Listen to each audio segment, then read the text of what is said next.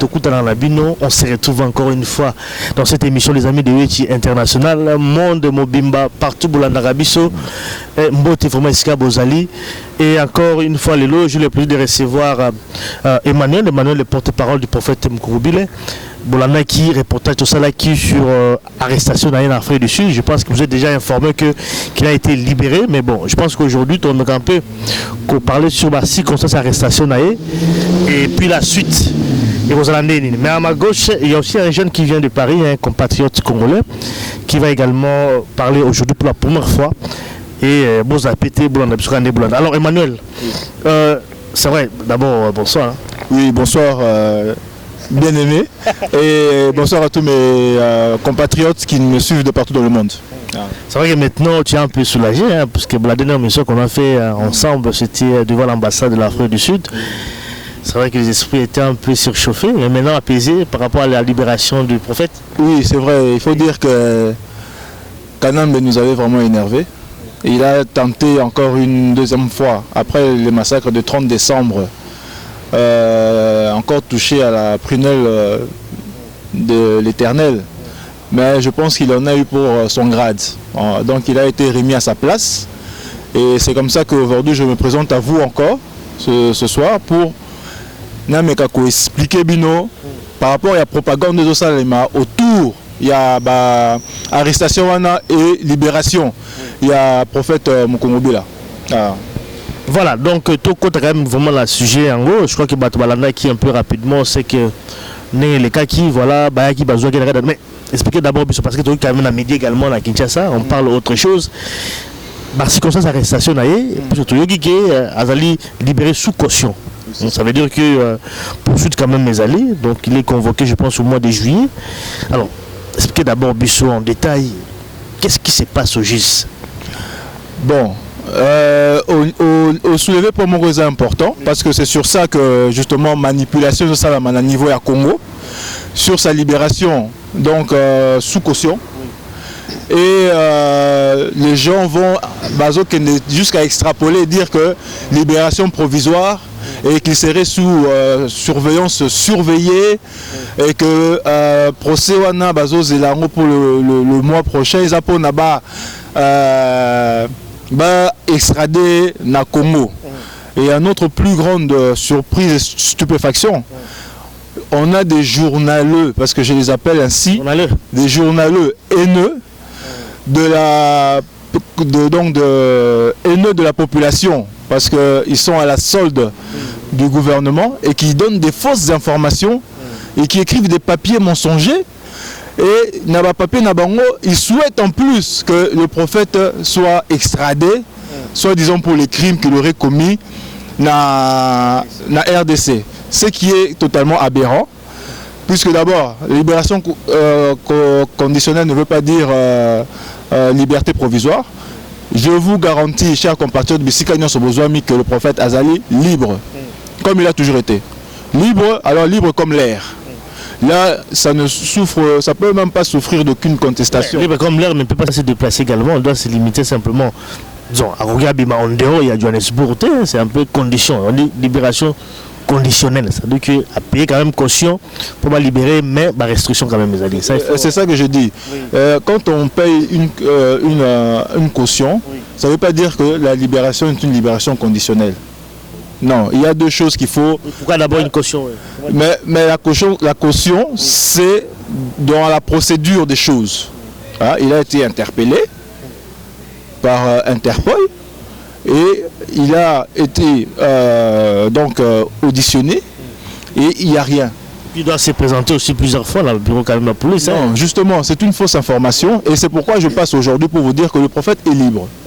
Si aujourd'hui on parle des investigations, c'est par rapport aux allégations de y a gouvernement, donc des accusations mensongères qui disent qu'il est meurtrier, c'est lui qui aurait tué nos frères qui sont tombés, qu'il est responsable de cela.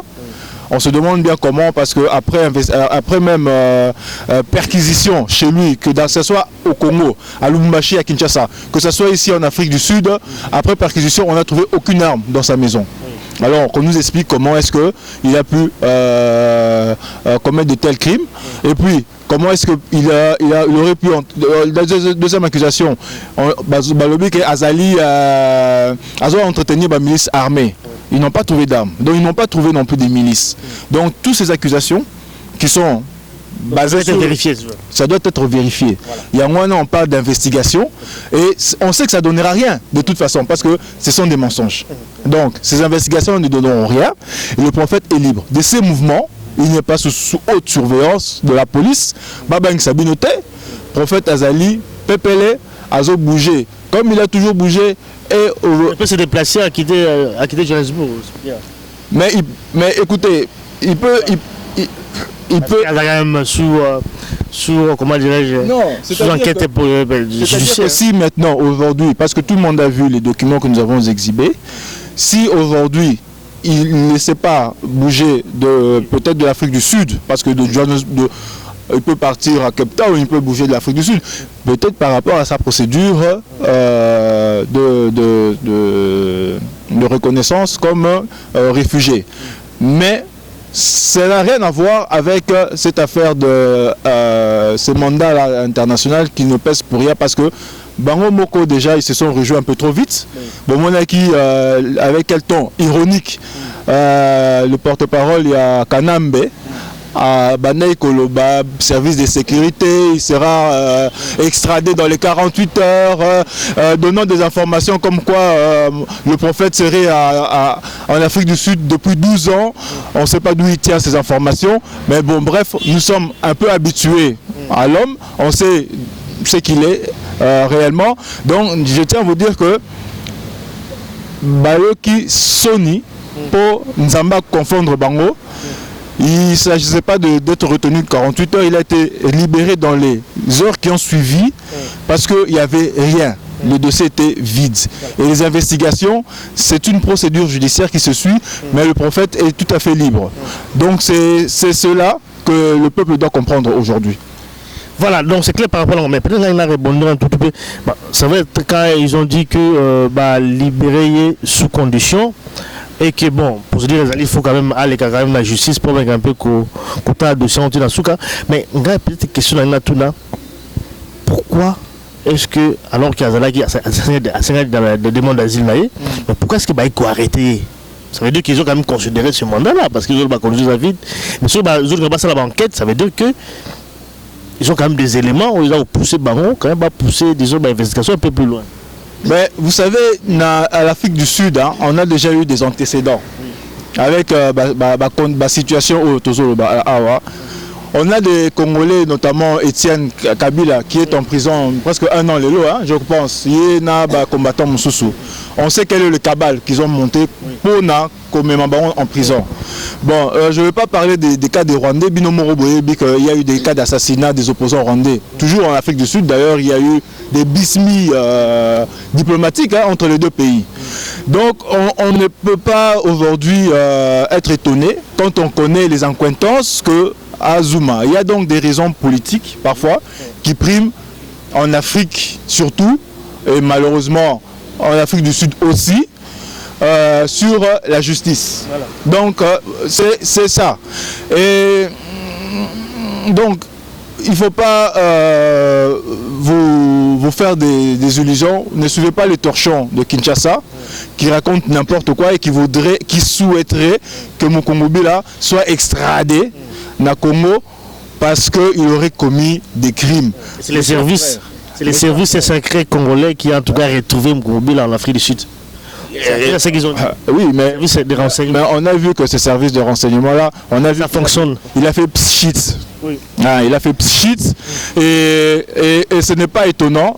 C'est dans la logique au fait de ce que ce gouvernement, avec à sa tête Kanambe, nous ont habitués, c'est toujours accoucher les montagnes qui accouchent des souris. Donc il n'y a jamais rien de bon qui sort de ce gouvernement-là. Il n'y aura jamais rien de bon qui sortira de là. Et tout ce que l'autre sophiste là, qui est le porte-parole de Kanambe, qui passent juste pour raconter des balivernes. Baliverne sur baliverne, si le ridicule pouvait tuer, je pense qu'on aurait déjà perdu ce monsieur. Mais ce qui m'attriste le plus, que le sophiste Assala Moussala Nae, il est payé pour ça, il pense à son ventre, grand bien lui fasse, mais ce qui me fait mal, c'est nos compatriotes congolais, les journalistes, qu'aujourd'hui je qualifie des journaleux haineux, qui osent faire des papiers pour demander que Mukungu Bila soit extradé, qui se réjouissent du fait que Mukungu Bila a été arrêté, et oublions par là qu'il y a eu un massacre des Congolais à Kinshasa, à Kindu et à Lubumbashi, que des gens ont été enterrés vivants, hein, que des femmes ont été violées. Quand même, vous ne dénoncez pas ces faits-là, mais vous êtes content de faire une propagande sale contre l'homme du peuple, pour soutenir un criminel qui est là pour vous assassiner, qui est là pour vous exterminer. Vous savez, j'ai en mémoire une image, c'est le chasseur. Le chasseur est incapable. Bien aimé, comprenez cela. Le chasseur est incapable de chasser. Alors, il se contente de tuer les chèvres et les poules à la basse-cour, plutôt que d'aller chasser le buffle. C'est les buffles. Ah, mais je te laisse à répondre. Donc, voilà. Si vous ne faites pas attention, même toi le journaleux là, qui est en train de faire ton torchon, tu vas passer comme la poule et la chèvre. Vous avez vu les images de ce que cet homme, ce criminel est capable. Mais nous disons à nos compatriotes de se ressaisir. De ne pas se laisser vendre aussi facilement pour des miettes qui tombent de la table de ces criminels. De ne pas vous asseoir sur le sang des Congolais pour des miettes. Essayez un peu de vous ressaisir et de reprendre la déontologie. Hein? La déontologie qui vous oblige quand même à chercher l'information à la source. Nous sommes là pour vous informer, alors inutile de vous agiter. Merci. Voilà, donc maintenant je passe la parole à notre jeune compatriote qui vient donc de Paris. Bonsoir d'abord. C'est Djoboké, c'est ça, hein? Vous appelez Djoboké? Bonsoir mon frère. Voilà, tu viens de Paris, tu habites Paris? Oui, je suis de Paris. Voilà, tu es un jeune compatriote congolais, né en Europe ou au Congo Je suis né en Europe. Oui. Et je suis... ma mère, elle est congolaise, oui. Mon père, congolais. Je dirais plutôt zaïrois, puisque... Ils ont quitté le pays quand le pays s'appelait le Zaïre. Voilà. Et moi, je viens ici comme un frère, comme un fils aussi. Et je viens passer le message parce que je crois en Dieu. En voyant tout ce qui se passe au Congo, tous les morts, toutes les femmes qui sont violées, en voyant tout ça, je me suis poser des questions, qu'est-ce qui se passe, qu'est-ce que nous devons faire. Et comme je voyais nos frères combattants ont fait des manifestations, ils ont réveillé un peu le peuple, mais ils n'ont pas réveillé tout le monde. Parce qu'il y a eu un peu ce combat, après j'étais un peu dessus par rapport, le combat était devenu un peu personnel et était devenu aussi par intérêt. Et moi je viens passer le message. Pourquoi? Parce que je fléchis mes genoux pour prier le Dieu vivant, le Dieu de nos ancêtres, le Dieu, le Créateur. Je prie, je lui ai demandé qu'est-ce qui se passe au Congo, pourquoi tant de souffrance. Il m'a fait grâce. Il m'a dit lève-toi et va dire au peuple. Et je parle aux combattants. C'est un message divin là. Oui, je parle aux combattants. Dieu Tout-Puissant m'a envoyé, il m'a dit de vous dire, écoutez le prophète Mukungu Bila. Le prophète Mukungu Bila. Moi le prophète Mukungu Bila, je ne connais pas le prophète Mukungu Bila. Je ne connais pas le prophète Mukungu Bila. Je connais ni le frère Emmanuel. Grâce à mes recherches, j'ai réussi à avoir le contact et j'ai réussi à venir les rencontrer ici. Et je soutiens de tout mon cœur et de toute mon âme. Pourquoi? Parce qu'il est congolais comme moi, il est comme un père et comme un frère, et moi je suis comme son fils, un papa qui se réveille pour la maison, ou la maison en vol, ou on agresse. Un papa qui se réveille et je dois soutenir comme un fils. Alors je dis à tous les frères, réveillez-vous, écoutez cet homme qui a un message à nous dire. Je ne sais pas c'est quoi son message, mais il a un message à nous dire parce que Dieu l'a envoyé. Et à tout le peuple congolais, on doit écouter cet homme. À tous les assemblées congolaises, les assemblées chrétiennes, nous devons écouter le prophète Mukungubila. Qu'est-ce qu'il a à nous dire? Et les frères qui sont des frères des armées son message, toi-même tu ne comprends pas le message du prophète. Je ne connais pas le prophète, mais il m'a réveillé à travers ces messages. Lesquels? Il a parlé du peuple Congo. Oui.